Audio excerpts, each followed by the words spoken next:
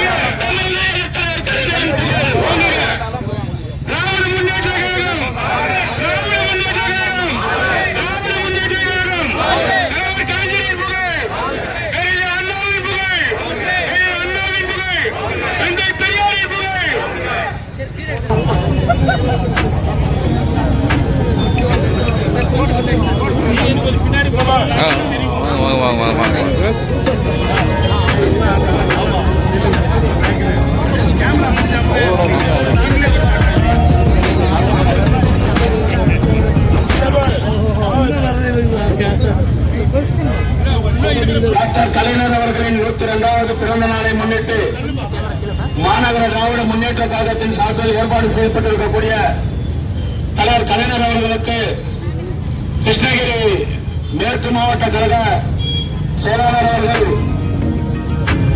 திருவுருவப் படத்துக்கு கலைஞரின் திருவுருவப் படத்துக்கு மாலை அணிவித்து மரியாதை செலுத்துகிறார்.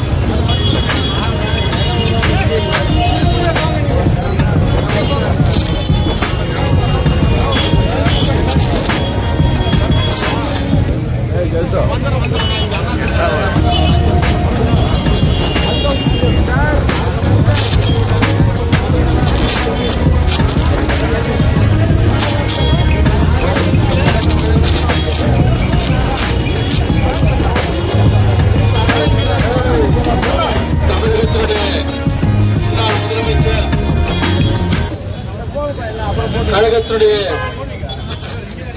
தலைவராக 50 ஆண்டுகள் பணியாற்றி திராவிட முன்னேற்ற கழகம் என்ற மாபெரும் இயக்கத்தை கட்டிக்காத்த ஒரு உத்தம தலைவர். இன்றைக்கு ஓசூர் மாநகரம் இந்த அளவிற்கு வளர்ந்திருக்கிறது என்று சொன்னால் அதற்கு நம்முடைய தலைவர் கலைஞர் தான் காரணம் என்பது இங்கே அனைவருக்கும் தெரியும். அப்பேற்பட்ட ஒரு தலைவருடைய 102வது பிறந்த நாள், அதுவும் இன்று 102வது பிறந்த நாள் என்பது சாதாரண பிறந்த நாள் அல்ல, செம்மொழி நாளாக இன்றைக்கு நாம் தமிழகம் எங்கும் திராவிட முன்னேற்ற கழக தோழர்கள் கொண்டாடி வருகிறார்கள். இந்த நல்ல நாளில் மீண்டும் 2026 200 தொகுதிக்கு மேல் வெற்றி பெறுவோம் என்று அனைவரும் நம்முடைய கழக தலைவர் அவர்களின் ஆணைக்கிணங்க நம்முடைய ஓசூர் சட்டமன்ற தொகுதி மீண்டும் திராவிட முன்னேற்ற கழகத்தின் கோட்டையாக நம்ம நிரூபிக்கின்ற வகையிலே பணியாற்றுவோம் என்று இந்த நன்னாளில் அனைவரும் உறுதியேற்போம்.